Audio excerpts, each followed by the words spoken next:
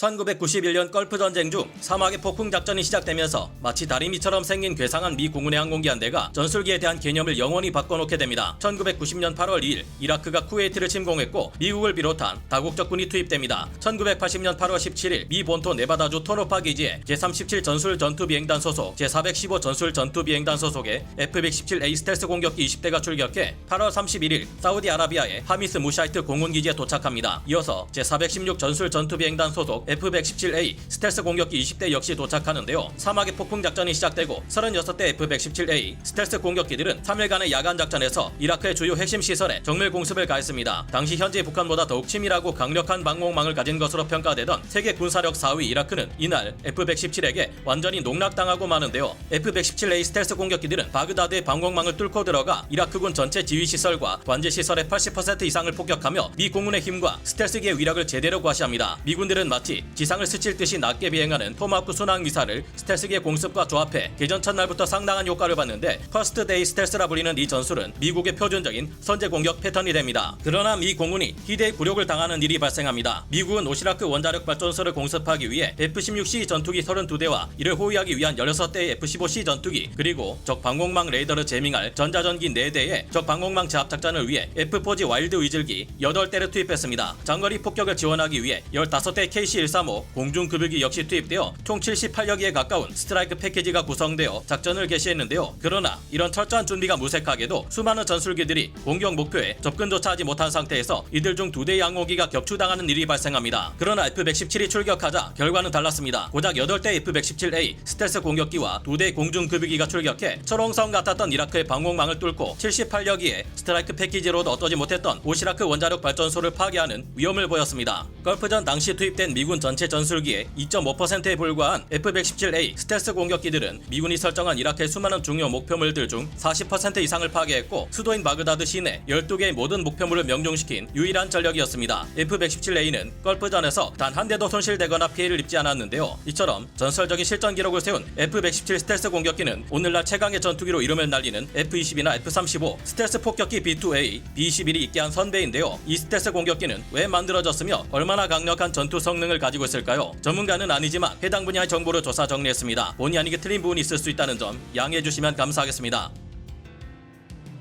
1950년대 이후 전세계 각국의 군대들은 레이더 시스템을 적극적으로 사용했고 적국으로 기습 선제 공격을 감행해야 하는 입장에서는 초저공 침투 비행과 같은 전술을 사용하곤 했습니다. 미 공군은 선제 기습 공격에 F-111 아드바크 전폭기 혹은 B-1 레서 폭격기와 같은 항공기들로 초저공 침투하는 전술을 스텔스라 부르기도 했는데요. 하지만 이 정도로는 적국의 레이더가 미군의 항공기들을 탐지하기 까다로울 뿐이지 못하는 것은 아니었습니다. 게다가 초저공 비행은 조종사들에게도 굉장히 위험한 행동이라 지상과 충돌할 가능성이 높았고 피로도 역시 급격히 높인 다는 단점이 있어 미군은 좀 더 근본적인 대책을 강구하게 되는데요. 특히 1970년대 미 공군은 베트남 전쟁에서 미사일 만능주의에 빠져 있다가 예상치 못한 상황에서 펼쳐진 많은 근접 공중전, 지대공 미사일의 위협으로 인해 크게 고전했습니다. 특히 욤키푸르 전쟁에서 이스라엘 공군이 18일 동안 작전을 진행한 결과 이집트군의 방공망에 100여 대에 달하는 엄청난 수의 항공기를 격추당하는 일도 있었는데요. 이 같은 상황을 지켜본 미국의 국방과학위원회는 1974년 새로운 대책을 세웁니다. 바로 적의 레이더에 거의 포착되지 않는 탐지할 수 없는 스텔스 공격기를 개발하기로 결정한 것입니다.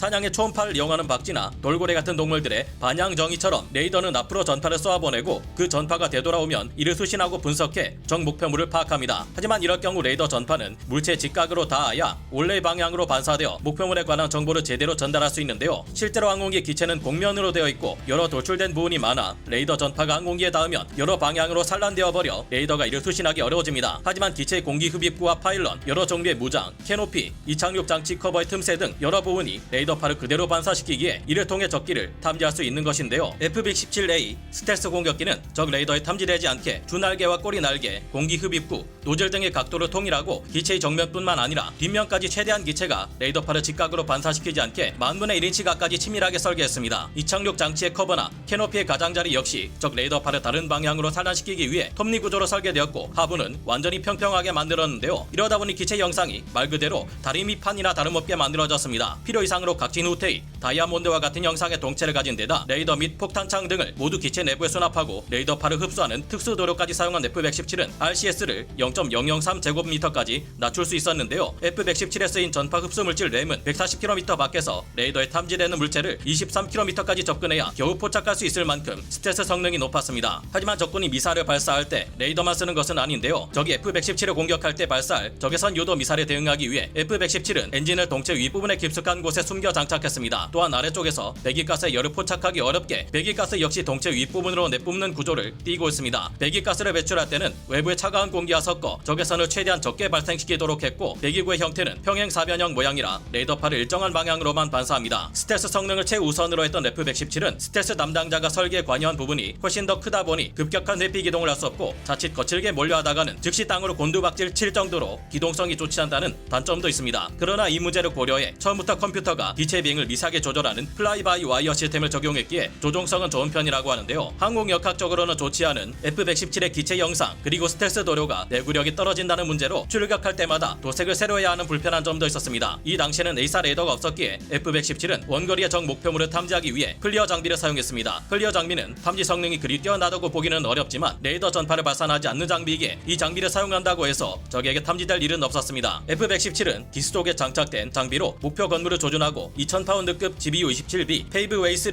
레이저 유도 폭탄을 투발할 수 있었는데요. F-117A 나이트호크 스텔스 공격기 전용 폭탄인 이 유도 폭탄은 내부 폭탄창에 탑재가 가능합니다. 또한 이를 더욱 개량해 GPS 유도가 가능하도록 만든 이 GBU-27B 유도 폭탄 역시 F-117은 투발할 수 있습니다. 이 폭탄을 사용하면 목표 지점에 구름이 잔뜩 끼어 앞을 볼 수 없는 상태에서도 정확한 목표물 타격이 가능한데요. 이 외에도 F-117A는 BLU-124B 흑연 폭탄을 투발할 수 있습니다. 이 폭탄은 내부에 총 202개의 자탄을 목표물 상공 수 킬로미터 위에서 퍼뜨립니다. 이 자탄들은 탄소 섬유를 감고 있는 탄소 섬유 결합체로 적의 전력망이나 전자기기들을 무용지물로 만드는 효과가 있습니다. 실제로 폭탄이 투발된 세르비아에서는 전력망의 70%가 파괴되었고 주요 시설을 복구하는데 7시간이라는 긴 시간이 필요했는데요. 이 사이에 계속해서 공습이 가해질 경우 적 기지가 어떻게 될지 생각해보는 것은 그리 어려운 일이 아닌 것 같습니다. 이후에 F-117은 GBU-10, 12 폭탄들과 GBU-31 제2단 GPS 유도 폭탄을 투발할 수 있습니다. F-117의 최고 속도는 마하 1이 되지 않는 마하 0.95로 아쉬운 부분이 있고 기체의 크기가 작아 2000파운드급 폭탄을 내부 폭탄장에 2발밖에 탑재할 수 없다는 것도 아쉽기는 합니다. 그러나 F-117은 단 8기만으로 78개의 스트라이크 패키지가 공격하는 데 실패했던 오시라크의 원자력 발전소 2곳을 폭격하는 데 성공했으며 걸프전 당시 투입된 미군의 전술기 전체 중에서 고작 2.5%를 차지했던 서수의 F-117 공격기들이 이라크의 중요 목표물 40%를 파괴했다는 것은 시사하는 바가 굉장히 큽니다. 스텔스 전투기들의 가치를 평가절하 할 때 흔히 나오는 말이 무장 탑재량이 크게 부족하다는 것인데요. 짱짱한 무장을 갖춘 78대 미군 전술기들이 하지 못한 일을 한 대당 2000파운드 폭탄 2발만을 탑재하는 F-117이 폭격하는 데 성공했다는 것은 결국 얼마나 많은 무장을 장착하느냐 하는 문제보다 실제로 목표물을 파괴할 수 있느냐가 훨씬 더 중요한 문제라는 것을 말해줍니다. F-117은 1999년 3월 27일 나토의 코소보 공습 작전이었던 얼라이드 포스 작전 수행 중 한 대가 격추되었고 이후로도 2차례 이상 지대공 미사일에 피격되어 추락할 뻔했던 사례가 있는 것으로 알려져 있습니다. 그러나 이후 정신을 차린 미 공군은 F-117의 운용 전술을 다시 가다듬었고 실전 배치 이후 25년이 지난 후까지 추가로 F-117이 작전을 수행하며 격추된 다른 사례는 없었습니다. F-117은 퇴역한 이후에도 적국의 가상 스텔스기 역할을 맡기 위해 재취역해 현재 미 공군 전력에 큰 도움이 되고 있습니다. 비록 오래된 구식 스텔스기지만 공군의 역사의 한 획을 그은 F-117의 경의를 표해야겠다는 생각마저 들게 하네요. 감사합니다. 영상을 재밌게 보셨다면 구독, 좋아요,